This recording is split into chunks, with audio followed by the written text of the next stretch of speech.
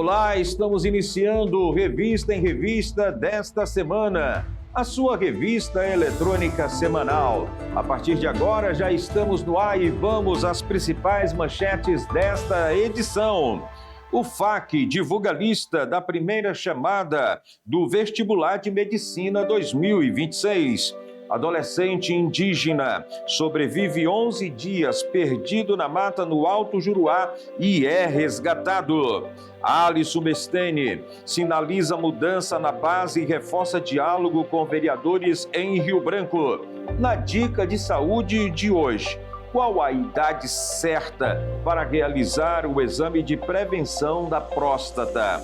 E ainda, governadora Maílza Assis confirma José Besteni para comandar a saúde. Operação Sepulcro mobiliza PF em Rondônia e Pará contra o tráfico de drogas e cumpre 16 mandados. Governo do Acre entrega mais de 800 CNHs sociais e anuncia novas vagas com foco em mulheres vítimas de violência. Vorcaro bancou modelos com jatinhos e hotéis de luxo para cortejar elite política. Como fica o tempo no Acre para os próximos dias? Governo do Acre abre processo seletivo com 100 vagas para brigadistas florestais voluntário. Prazo para regularização do título eleitoral começou esta semana. Trump faz novas ameaças e afirma que pode destruir o Irã. É o que você acompanha a seguir. Em 30 segundos, eu retorno com todas as informações. É um instante só, não saia daí.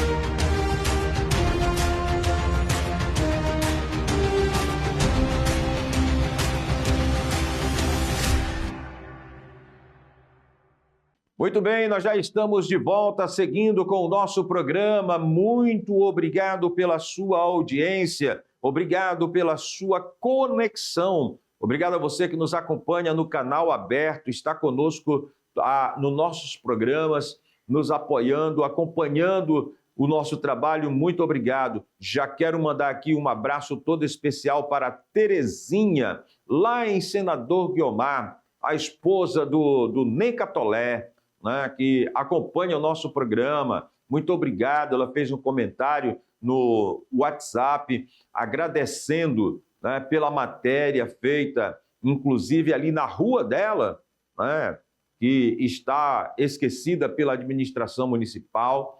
E obrigado pelo comentário. Fica aqui o nosso registro, tá bom? Continue ligado conosco. A você que nos acompanha pelas redes sociais, nosso muito obrigado mesmo a você, internauta, que se conecta conosco em qualquer parte do Acre, do Brasil e do mundo. Muito obrigado pelo carinho da sua conexão.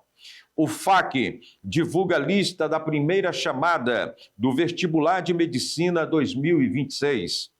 A espera chegou ao fim para quem disputou uma vaga no curso de Medicina da Universidade Federal do Acre. A instituição divulgou, na noite da última terça-feira, o edital de convocação da primeira chamada do Vestibular 2026, com a lista de classificados para ingresso nos 2 semestres no ano letivo. A convocação faz parte de um novo modelo adotado pela universidade, que deixou de utilizar o Sistema de Seleção Unificada, o SISU, para a realização do vestibular próprio, organizado pelo SEBRASP. Nesta edição, foram ofertadas 80 vagas, com 5.429 inscritos, média de 67,8 candidatos por vaga. Está aí o vestibular agora da UFAC, volta a ser como era antes, Tirou de vez da sua lista de preferência aí o SISU. E atenção, minha gente, olha, adolescente indígena sobrevive 11 dias perdido na mata no Alto Juruá e é resgatado com vida. O adolescente da etnia catuquina desapareceu enquanto caçava com familiares na região da aldeia Meia Dúzia. Durante o período em que esteve perdido, ele enfrentou os perigos clássicos da selva amazônica. Quem tem maiores informações e detalhes a respeito deste assunto direto de Mâncio Lima é o nosso correspondente Fagner Silva. Na tela. Uma verdadeira prova de resistência e conhecimento tradicional da floresta. Um adolescente indígena de 15 anos foi resgatado com vida após passar 11 dias perdido em uma área de mata tensa no município de Marechal Thaumaturgo, na fronteira com o Peru. A operação de resgate mobilizou o Corpo de Bombeiros e moradores locais em uma busca implacável. De acordo com o Major Josadaque Cavalcante, comandante do Corpo de Bombeiro, a logística para iniciar as buscas foi desafiadora.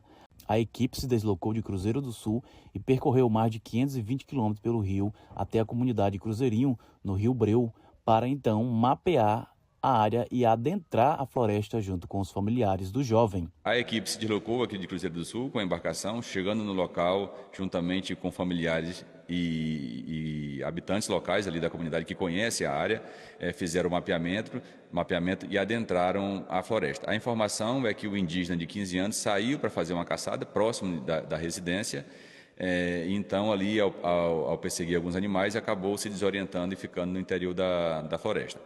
Os militares, juntamente com a comunidade, fizeram um percurso de mais de 30 quilômetros pela floresta. Nesse percurso chegaram a encontrar algumas pegadas dele.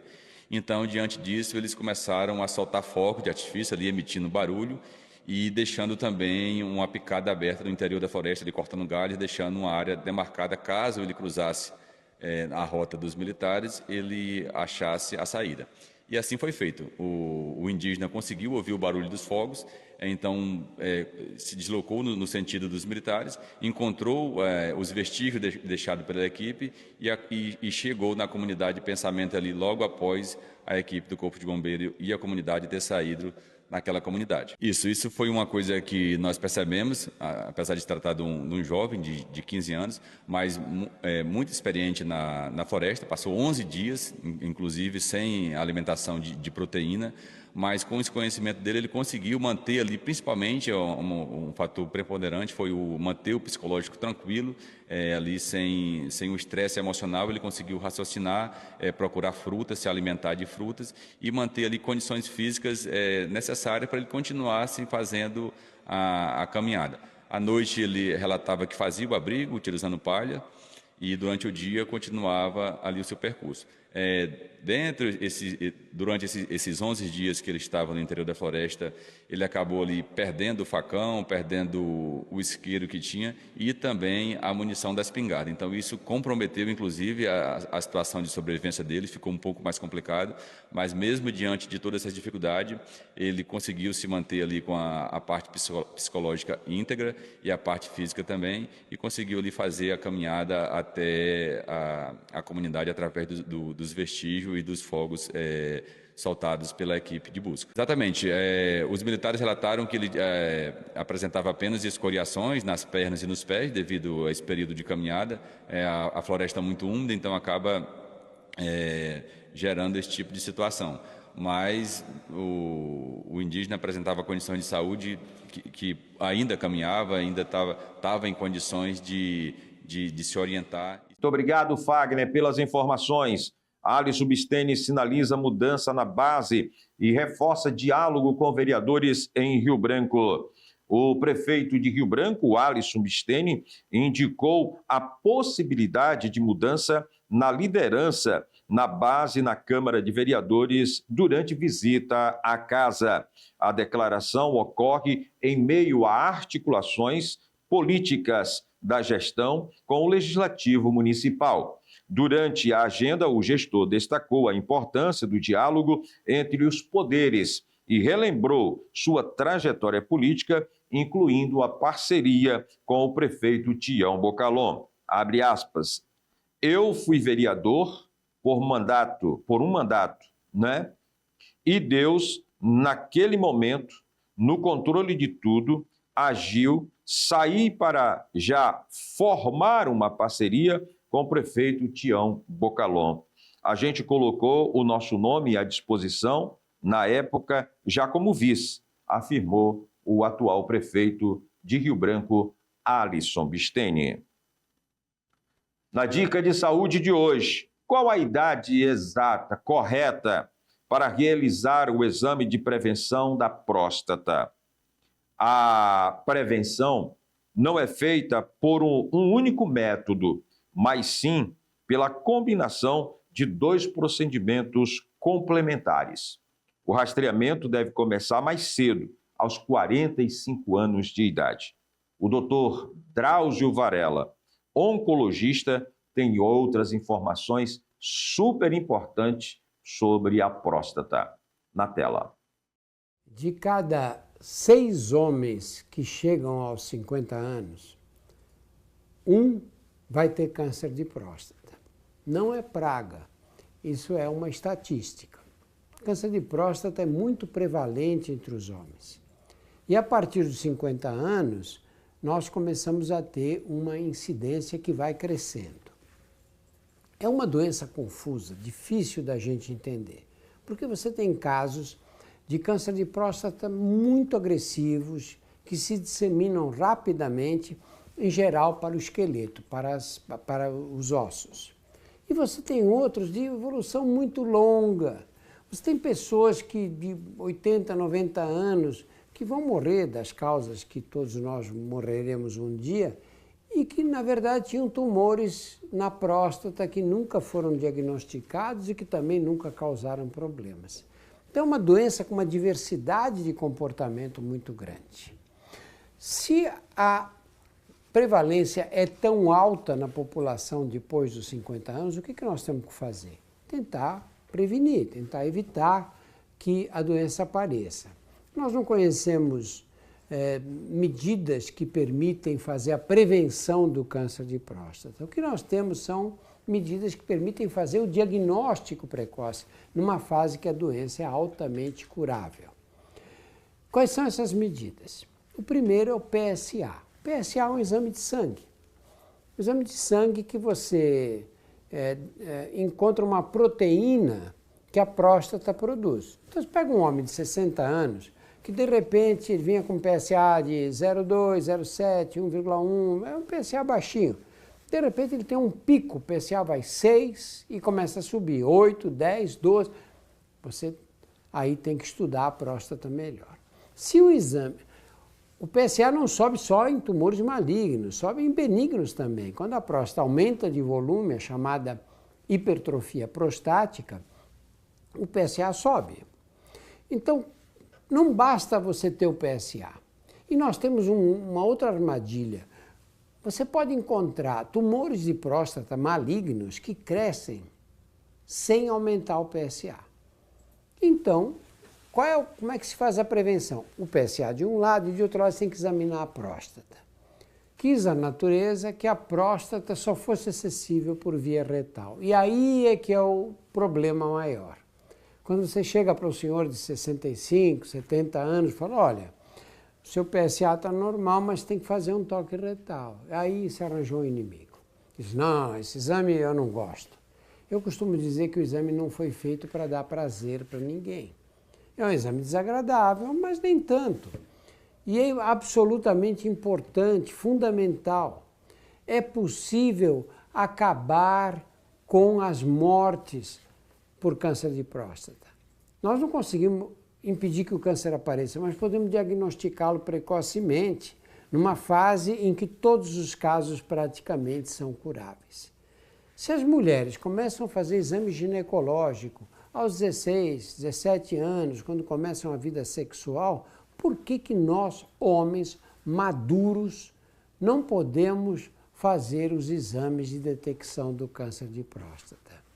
Tem sentido, no século XXI, a gente morrer por disseminação de uma doença que, se fosse diagnosticada precocemente, podia ser tratada e curada para sempre? Portanto, aí o doutor Drauzio Varela trazendo essas informações, porque ainda há uma discriminação muito grande, né, entre a comunidade masculina quando se fala da realização do exame da próstata. É um constrangimento, né? Muitos dos homens, ainda machistas, se escondem atrás dessa cultura e muitas pessoas, muitos homens, estão morrendo de câncer de próstata.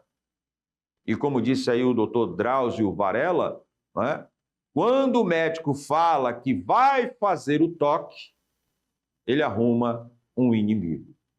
Então é bom você pensar e repensar, tá bom? Não só uma, nem duas, mas pense aí umas possíveis vezes, tá bom? Porque faz parte da prevenção da sua saúde. Eu vou para o intervalo comercial, volto já já, não saia daí, é um instante só, eu volto com muito mais.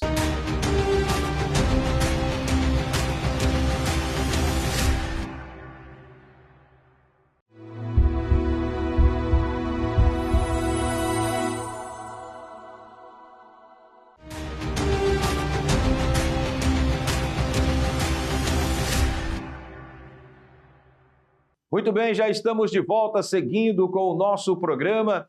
Muito obrigado a você que está aí em casa, na sua cozinha, preparando o almoço, ajeitou a casa, varreu, passou pano, deu um brilho na casa, deixou a casa toda cheirosa, não é? Muito obrigado aí pelo teu carinho, tá bom? Continue conosco, continue aí acompanhando o nosso programa. Quero mandar aqui um abraço para o Marcos, para o José, o Ismael, a Fabiana, tá bom? São os meus colegas lá da UPA, que nos acompanham, estão sempre acompanhados conosco. Quero mandar um abraço todo especial também, né, para a Zira, lá no distrito de Campinas, né, que também nos acompanha. Muito obrigado. Obrigado mesmo. Obrigado a você aí do distrito de Campinas. Quero mandar um abraço todo especial para o Nonato Cruz, meu amigo, meu colega Nonato Cruz, chapuriense, né? Aí de Chapuri, mas que mora aqui no Universitário. Um forte abraço, meu irmão. Obrigado pelo carinho da sua audiência, tá bom? Abraçando também Santos Vidal. Nós fizemos uma homenagem aqui para o Santos Vidal e ele, assim, fez um agradecimento muito bacana, inclusive fez um recorte da matéria, publicou nos grupos de WhatsApp lá no município de Chapuri e está bombando, né, a matéria que nós fizemos. Muito obrigado, viu, Santos Vidal? Eu vou mandar para você também aqui o link para você acompanhar o nosso agradecimento. Tem que ser assim mesmo, né? Temos que ser agradecidos. Você pode manter um contato conosco também pelo nosso WhatsApp, 6897-400-1436, está aparecendo aí no rodapé da sua televisão. E olha, a governadora Maílza Assis confirma José Bisteni para comandar a saúde. A governadora Maílza Assis confirmou na terça-feira o convite ao ex-deputado José Bisteni para assumir a Secretaria de Estado de Saúde, a CESACRE. Apesar da definição, o nome dele ainda não apareceu na edição do Diário Oficial e a nomeação deve sair em uma edição extra. A indicação enfrentou resistência entre os deputados da base governista, mas a situação, né, e a atuação do líder do governo, Manuel Moraes, ajudou a garantir o apoio. Eu quero só fazer aqui uma ressalva, uma lembrança de que quando José Bisteni foi secretário de Estado de Saúde, foi uma época difícil, né, de governo, mas na Secretaria de Estado de Saúde a coisa andou e andou muito bem, obrigado, né? Então, José Bisteni já tem uma experiência, né? Já tem, digamos assim, um domínio, né, de gestão na área da saúde. Eu acho que não tem a necessidade de ser médico, né, para ser secretário de saúde, assim como não tem a necessidade, né, de ser especialista para poder governar ou gerenciar a Secretaria de Estado de Saúde, a CESACRE, não é? É só aguardar para ver. E olha, Operação Sepulcro mobiliza PF em Rondônia e Pará contra o tráfico de drogas e cumpre 16 mandados. Uma equipe da Polícia Federal cumpriu mandados simultaneamente em cidades de Rondônia e no Pará durante uma operação contra o tráfico de drogas. A Operação Sepulcro, que tem como objetivo desarticular uma organização criminosa responsável pela logística, distribuição, comercialização de entorpecente entre esses estados. Segundo a Polícia Federal, a investigação apura a atuação do grupo nos crimes de tráfico de drogas e associação para o tráfico. Foram cumpridos 14 mandados de busca e apreensão e 2 de prisão, expedido pela 7ª Vara Federal da Seccional Judiciária de Rondônia. As ordens foram executadas de forma simultânea nos municípios de Guajará-Mirim, ou seja, Guajará-Mirim, Ji-Paraná, Cacoal, em Rondônia, além da cidade de Redenção, no Pará. Portanto, está aí essa operação que realmente vai, sem sombra de dúvida, colocar fim, né, a essa guerra contra o crime organizado. Agora, acompanhe essa matéria aqui comigo. Vorcaro bancou modelos com jatinhos e hotéis de luxo para cortejar elite política. Não é lenda urbana. Uma parte importante do negócio de Daniel Vorcaro, quando dono do Banco Master, foi investir em eventos para autoridades da República com muitas mulheres. É isso que você acabou de ouvir, com muitas mulheres. E é fato que havia moças da Rússia, Ucrânia, Lituânia, Holanda, México e Venezuela, para citar exemplos de nacionalidade. Com a colaboração especial da repórter Alexa Salomão, da Folha de São Paulo, você vai acompanhar agora as imagens na tela. Acompanhe aí. Veja o quanto a orgia circula no meio social brasileiro, bancado com dinheiro que escorre pelo ralo. Meu Deus do céu. Veja a matéria. Alexa, com você. Veja aí. As cenas que vocês estão vendo mostram os bastidores de alguns dos eventos que Daniel Vorcaro promoveu. Fica claro que o ambiente era descontraído e que haviam muitas mulheres, incluindo estrangeiras. Essas convidadas tinham passagem e estadia pagas. Ficavam em hotéis de luxo, conheciam restaurantes caros, faziam compras, visitavam lugares turísticos. As imagens estão nas redes sociais das modelos que participaram dessas festas. Entre as imagens, há uma festa em Trancoso, que foi inspirada na Amazônia. O próprio Vorcaro aparece nela usando um cocar de índio. Foi dureza localizar. A gente ficou quase 2 meses fazendo o cruzamento de perfis públicos, numa espécie de apuração digital, porque essas modelos se conhecem. Boa parte delas também tem relação com ao menos 2 pessoas ligadas a Daniel Vorcaro. O promotor de eventos, Diogo Batista, que já apareceu num vídeo aqui na Folha, e a influencer Carolina Trainotti, que ganhou um apartamento de 4 milhões de uma empresa ligada a Vorcaro. Ambos chegam a aparecer juntos no Alma Rio, o super camarote que foi bancado pelo Master no Carnaval de 2025. Mas a gente ainda validou essas conexões. Nós cruzamos dezenas de entrevistas para ver se as histórias batiam e conferir documentos da investigação da Polícia Federal, que confirmaram as datas dos eventos e os valores gastos. Os orçamentos são muito detalhados.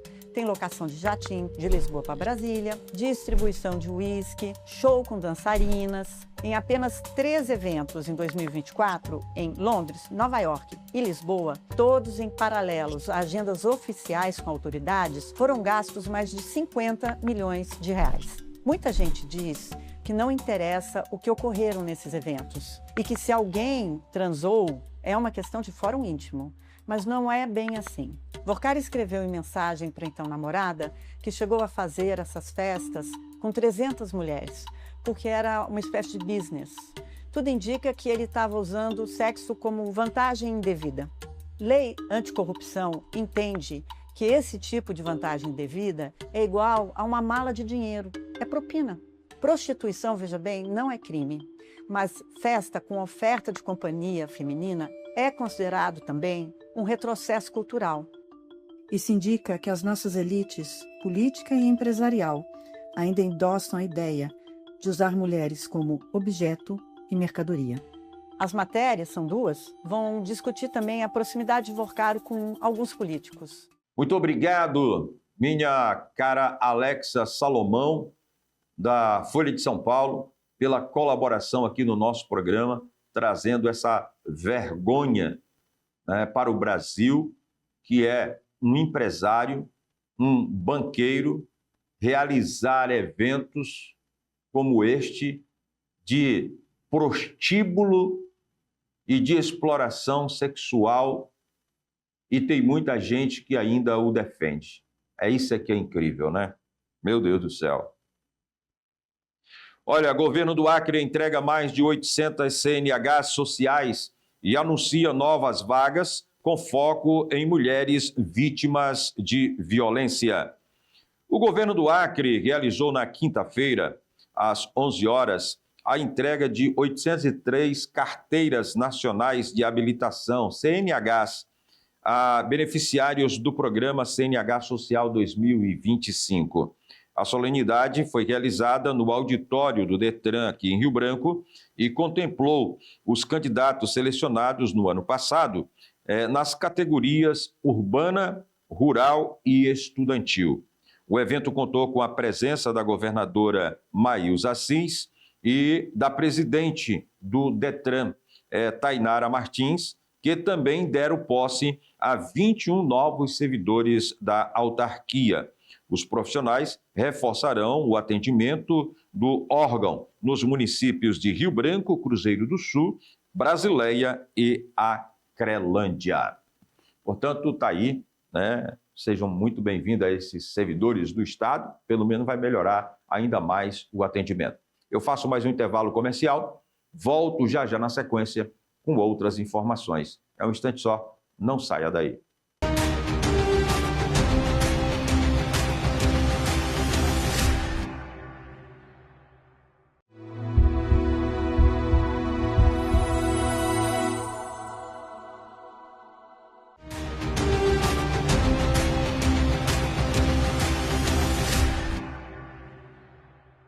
Muito bem, nós já estamos de volta, seguindo com o nosso programa, a sua revista eletrônica semanal. Aqui, aquelas notícias que você não acompanhou no decorrer da semana, você consegue acompanhar conosco aqui no Revista em Revista.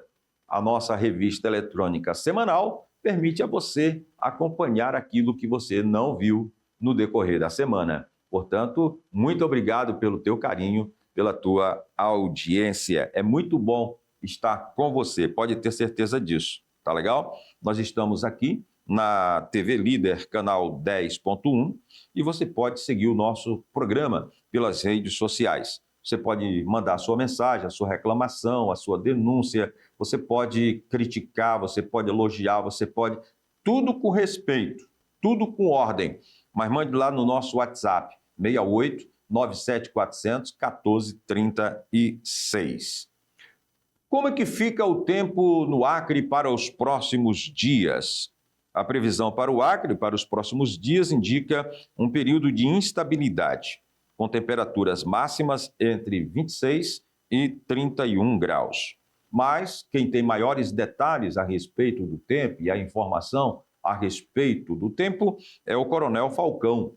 Ele é o coordenador da Defesa Civil do município de Rio Branco e tem outras informações. Olá, MJ, e você também que está assistindo aqui o Revista em Revista. Estamos mais uma vez aqui de volta para poder atualizar todos vocês sobre nossos intempéries climáticos. Todos estão acompanhando, né, a situação que nós estamos vivendo em 2026, com transbordamento, com muita chuva, chuvas acima da média e tudo mais que aconteceu até a presente data aqui no município de Rio Branco. Esta semana que nós estamos finalizando já melhorou um pouquinho em relação à parte de pluviometria e também nível do rio. Nós já saímos da cota de atenção. Lembrar a todos, né, que dias atrás nós estávamos no transbordamento, já o 4º transbordamento em 3 meses. Isso tudo reflete as mudanças climáticas que nós estamos passando. Ao mesmo tempo, nós também já estamos percebendo altas temperaturas, já um pouco do volume das chuvas que tem acontecido, apesar de que até esta data agora nós estamos com chuvas acima do esperado para o mês de abril, mas agora na segunda quinzena do mês de abril nós possivelmente ficaremos já com situação de chuva menor, e aí pode ser que ao final do mês fique com o índice geral menor do que é esperado, que é em torno de 196 milímetros de chuva para os meses de abril. É claro que a Defesa Civil continua com todas as ações de monitoramento, né, tanto a questão da qualidade do ar, umidade relativa do ar, temperaturas, chuvas, níveis dos rios e todas as outras ações práticas que nós estamos fazendo. Como, por exemplo, nós estamos socorrendo agora os produtores rurais que tiveram diversos prejuízos relacionados às intempéries climáticas. E é isso que a Defesa Civil vai fazer sempre, MJ. Cuidar dessas pessoas e também continuar no monitoramento. Além disso, nós já estamos atualizando o nosso plano de contingência relacionado à seca. A Prefeitura de Rio Branco, através do prefeito Alisson Bisteni, já também acompanha toda essa situação com a Defesa Civil e as outras secretarias também que fazem parte do sistema de Defesa Civil. A partir de agora, nós teremos aí uma mudança, né? Nós temos o fenômeno El Niño agora, relacionado à parte do clima. Então, nós temos que nos preparar para a diminuição das chuvas, aumento de temperatura e também diminuição da umidade relativa do ar, que de uma maneira geral afeta a nossa saúde e o nosso bem-estar. Por isso eu convido você que assiste aqui o Revista em Revista a continuar acompanhando aqui o programa com o MJ e todos os seus convidados para poder ficar muito bem informado.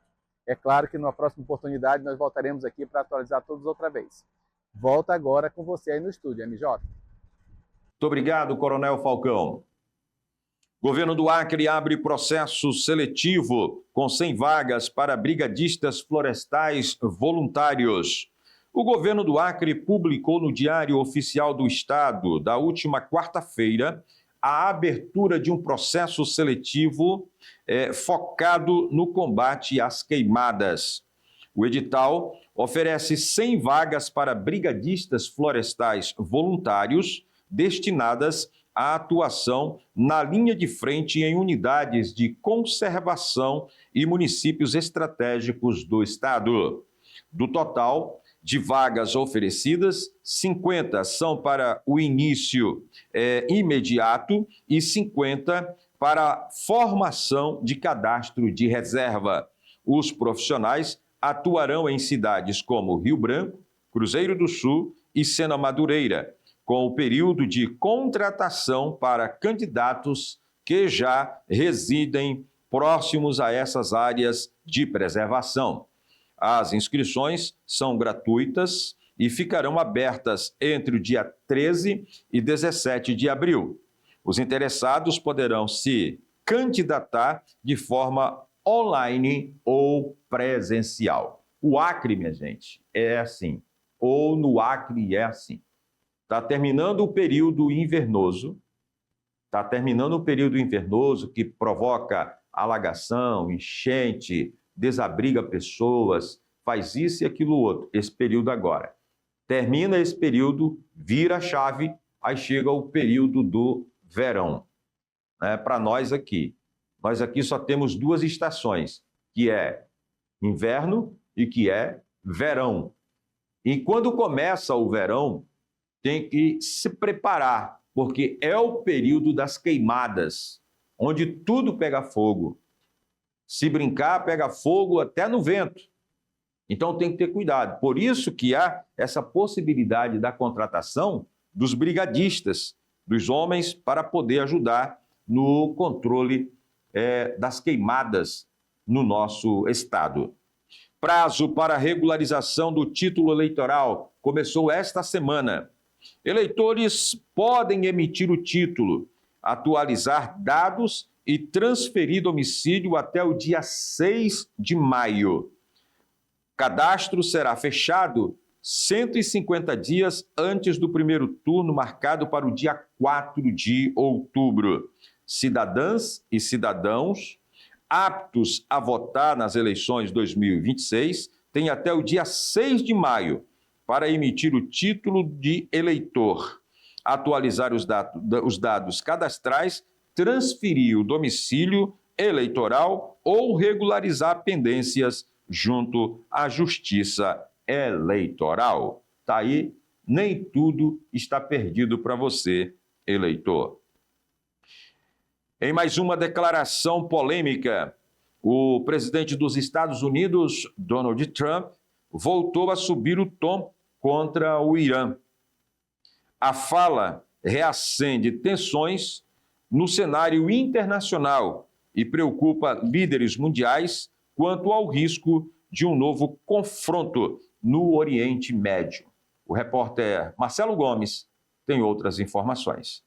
O presidente dos Estados Unidos, Donald Trump, afirmou a assessores que pode encerrar a guerra contra o Irã, mesmo com o Estreito de Hormuz fechado, segundo o The Wall Street Journal.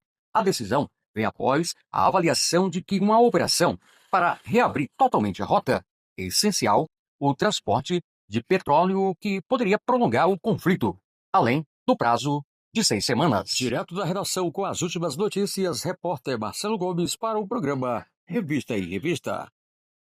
Portanto, aí o Marcelo Gomes trazendo as informações dessa guerra no Oriente Médio. Não é? Tudo leva a crer que essa guerra não vai terminar agora e tem muita coisa em jogo de interesse dos países, né, que estão em guerra, tanto os Estados Unidos quanto o Irã, o Líbano, né, ali muito próximo. E a questão é até onde nós vamos. Porque depois de um acordo que eles fizeram, essa semana eles fizeram um acordo para mais de 200 pessoas já foram mortas.